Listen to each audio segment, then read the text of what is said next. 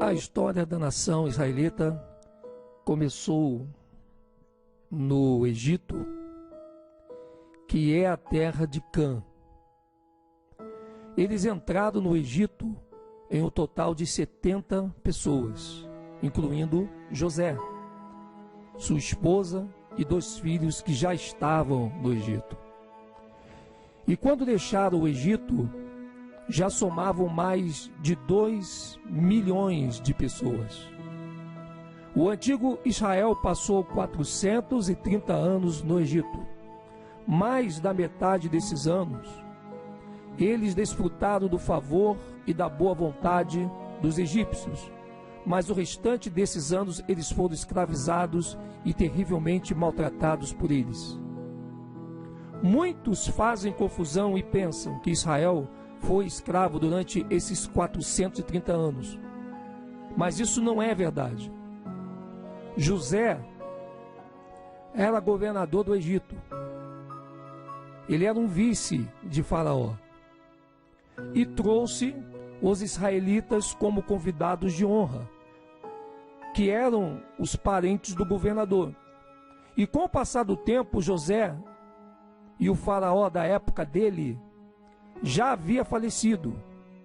E aos poucos, o prestígio dos israelitas foi acabando. Um dos aspectos que as Escrituras nos esclarecem sobre os pretos israelitas é em relação à sua aparência física. Ela descreve Israel como sendo fisicamente parecido com os filhos de Cã. Nós sabemos que o povo de Jafé se debandeou para a Europa.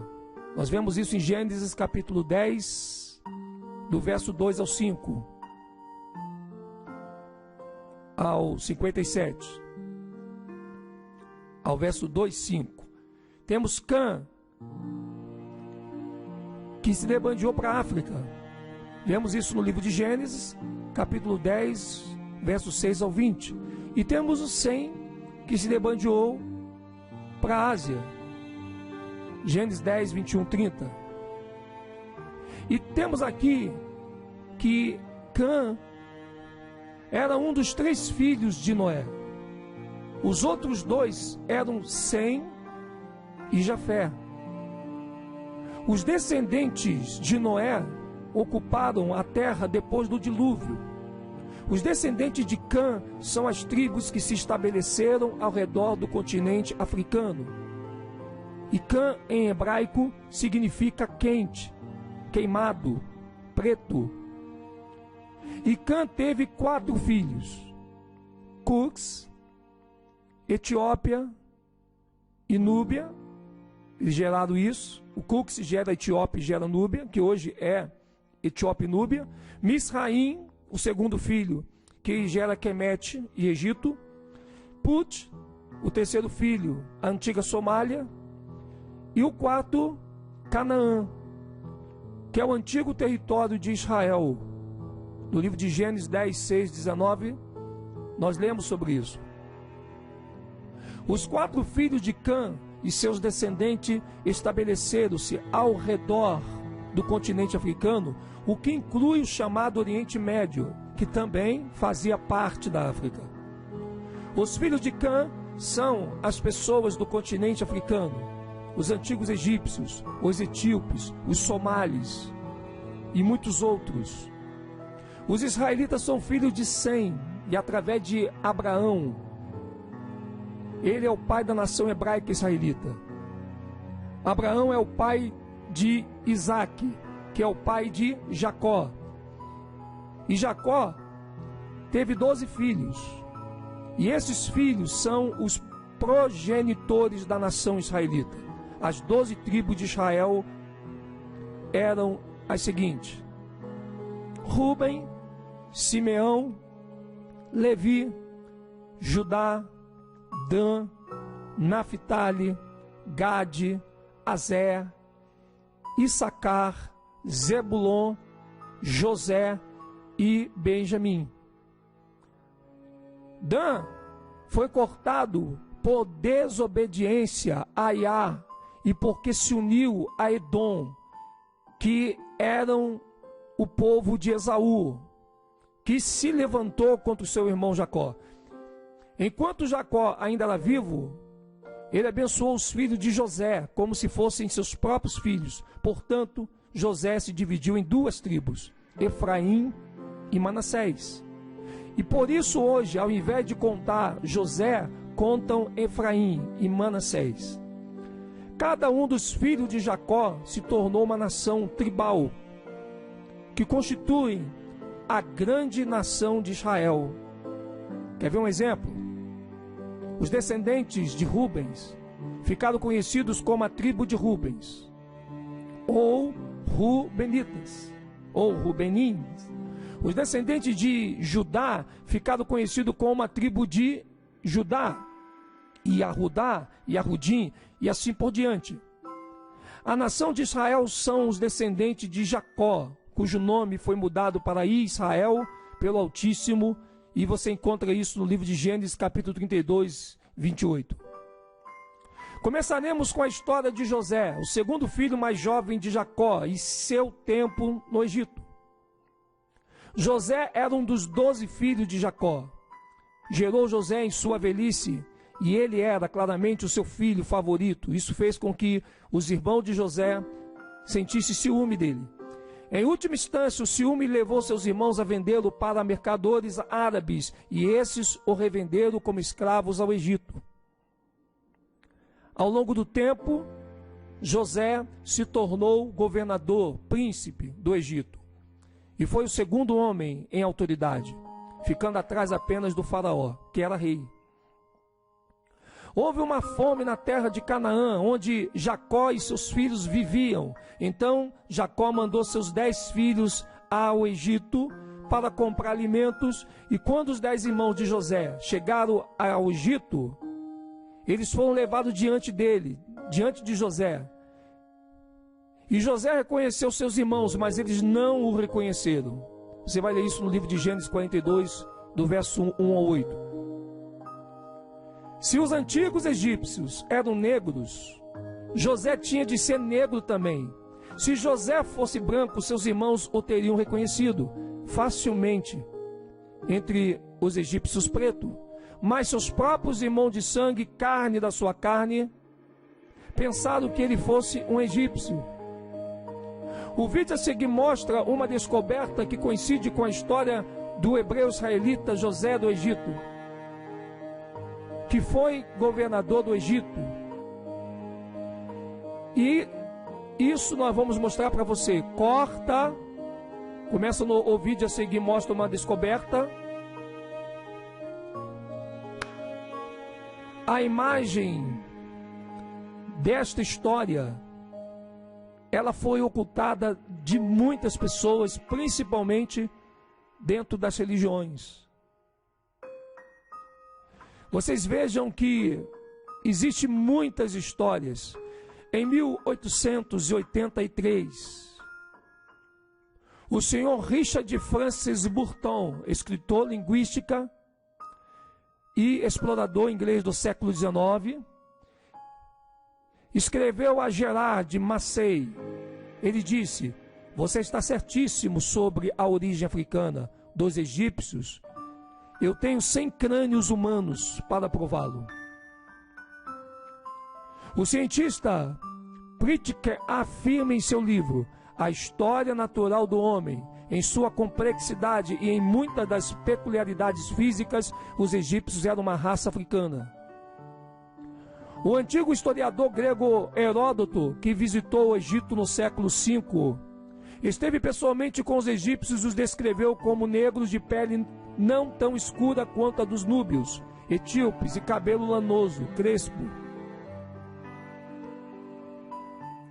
Agora veja, mais tarde, o antropólogo fez uma homenagem à descoberta de Heródoto, quando disse, abre aspas, os antigos egípcios eram negros verdadeiros, do mesmo tipo que todos os africanos nativos. Sendo assim, podemos ver como o seu sangue misturado durante vários séculos com o sangue dos romanos e gregos deve ter perdido a intensidade de sua cor original, mantendo, no entanto, seus traços originais. E podemos até mesmo afirmar, de modo geral, que o cara, referindo-se a Des Fênix, é uma espécie de monumento capaz, em muitos casos, de atestar ou lançar luz sobre a evidência histórica sobre a origem do povo.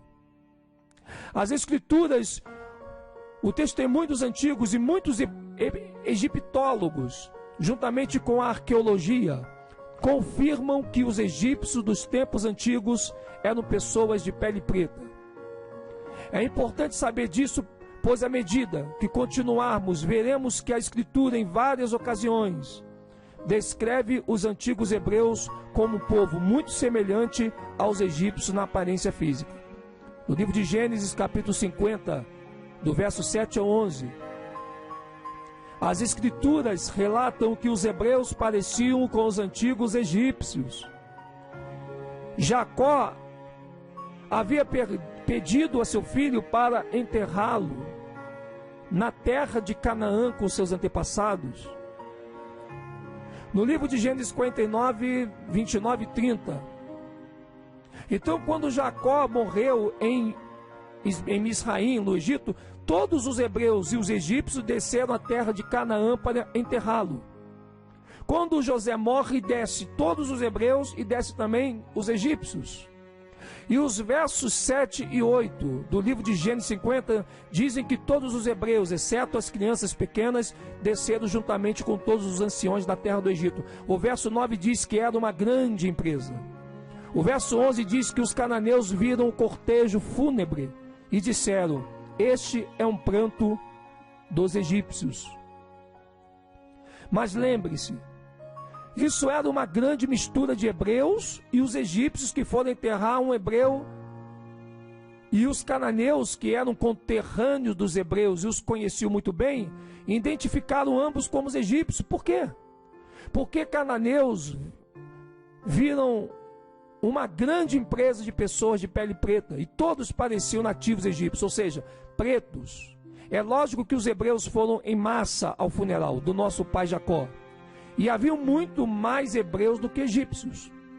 Todos os hebreus foram, exceto as crianças pequenas, e mais somente os anciões egípcios foram com eles, e foi isso que os cananeus viram, apenas egípcios. Eles não identificaram que aqueles pretos tinham hebreus no meio. Quando os cananeus descreveram este grande luto para o hebreu Jacó, viram muito mais hebreus do que egípcios, mas eles pensaram que todos eram egípcios. Se os hebreus eram um povo branco, como fomos levados a acreditar os cananeus, que estavam familiarizados tanto com os hebreus quanto com os egípcios, teriam reconhecido os dois, dizendo: esse é um pranto dos egípcios e hebreus? Ou, já que havia muito mais hebreus do que egípcios, diriam: este é um pranto dos hebreus, sem dúvida. Hebreus brancos teriam se destacado entre egípcios pretos. E veja a aparência física dos antigos egípcios. Eram pretos. Os cananeus não conseguiram distinguir os hebreus dos egípcios, porque os hebreus não só eram pretos, como também tinham características muito semelhantes às dos egípcios. As Escrituras continuam dizendo que os cananeus chamaram o lugar de onde viram este grande luto para um hebreu de Abel Misraim, que significa o prado do Egito, ou luto dos Egípcios. Agora vamos à maior e mais famosa história sobre a permanência israelita na terra do Egito. Esta é a história de Moisés, muitos anos após a morte de José, seus irmãos e toda aquela geração que entrou no Egito durante o tempo em que ele foi governador. Devido ao tremendo crescimento da população hebraica no Egito, eles deixaram de ser vistos como vizinhos amigáveis e os egípcios passaram a considerá-los inimigos, hostis, e os escravizaram. E por causa do crescimento da população hebraica, os egípcios decidiram lhes impor sua própria forma de controle de natalidade. O faraó decretou que todos os meninos hebreus deveriam ser mortos ao nascer. O livro de Êxodo, capítulo 1, verso 22 diz: Então ordenou Faraó a todo o seu povo, dizendo: A todos os filhos que nascerem lançareis no rio, e todas as filhas guardareis com vida. Isto nos leva diretamente à história de Moisés. Moisés era um hebreu, israelita da tribo de Levi. O livro de Êxodo 2, 1, 3 diz que ele foi criado como neto do faraó e viveu 40 anos na casa de Faraó. O livro de Êxodo 2,10 diz: E o menino crescia, e ela o levou até a filha de Faraó, e ele se tornou seu filho, e chamou-lhe Moisés, e disse: Porque eu tirei da água. Muitos estudiosos dizem que o faraó que estava no trono do Egito na época do nascimento de Moisés foi o faraó Sete I. Ele era o pai de Ramsés II, também conhecido como Ramsés o Grande. O autor inglês George Harrison escreveu um livro intitulado História do Egito. E na página 252 ele dá uma descrição de Sete I e afirma: o rosto de Sete era completamente africano.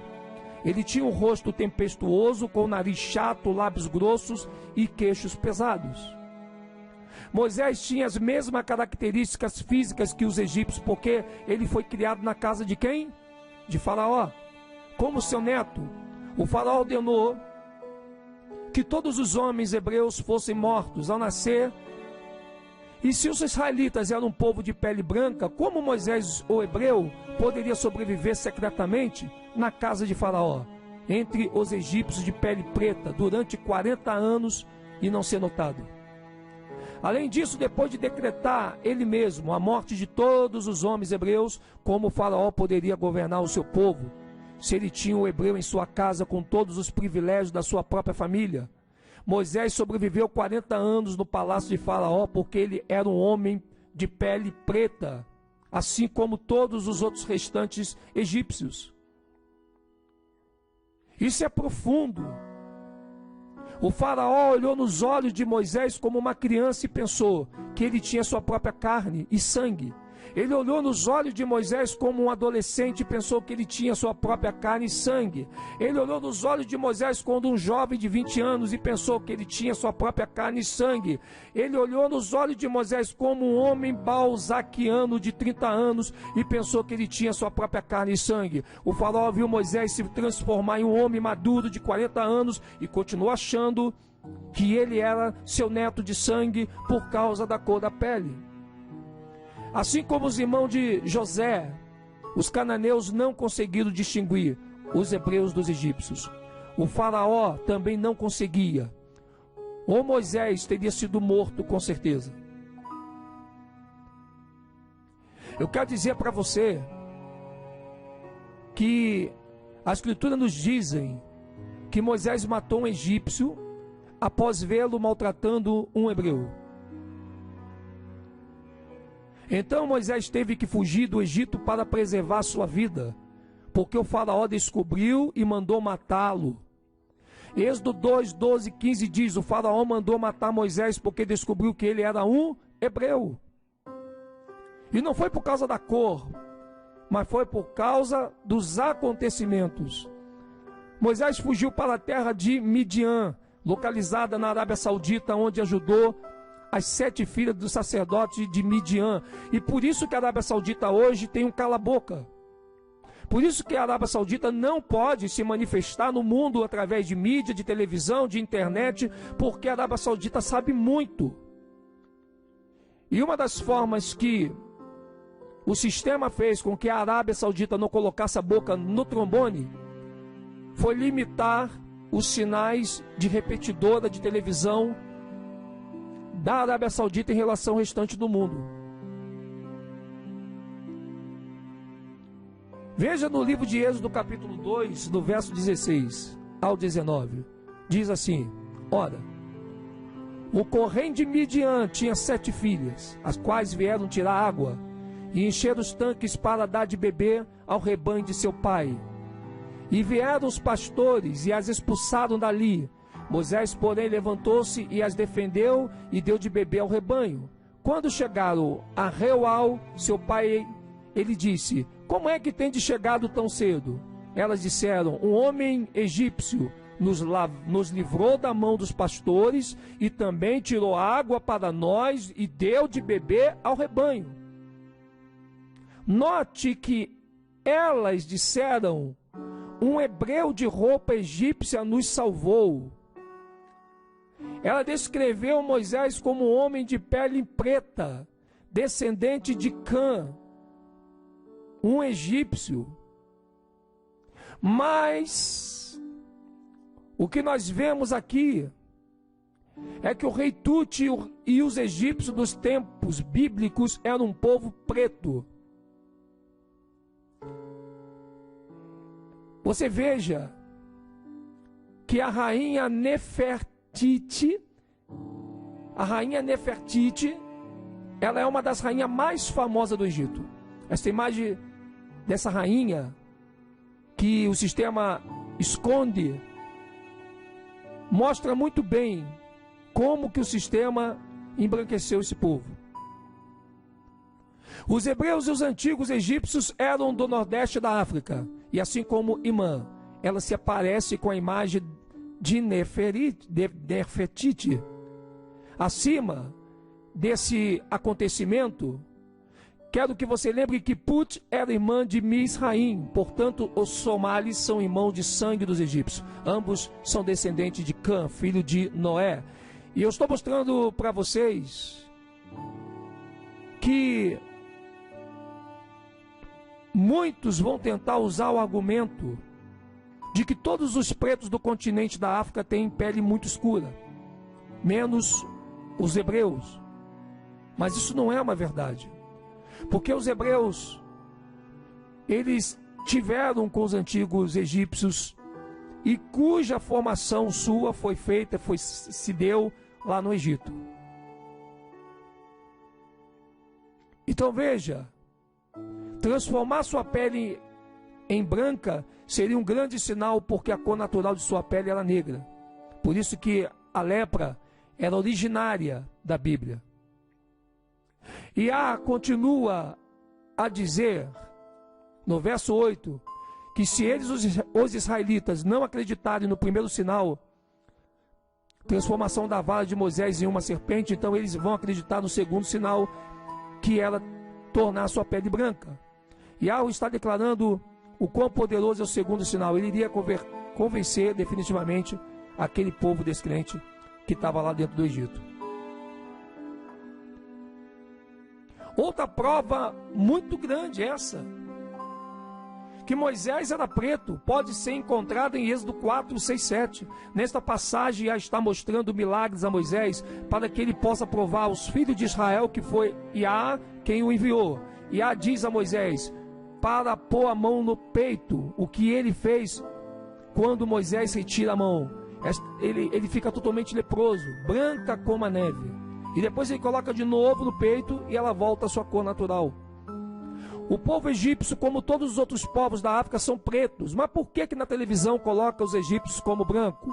Porque eles sabem que não adianta somente esconder a cor da pele dos hebreus. Eles precisam esconder também a cor da pele de alguns que moram na África, porque é impossível esconder a cor de todos. Mas se eles puderem embranquecer uma parte da África, eles já vão ter ganho uma grande vantagem.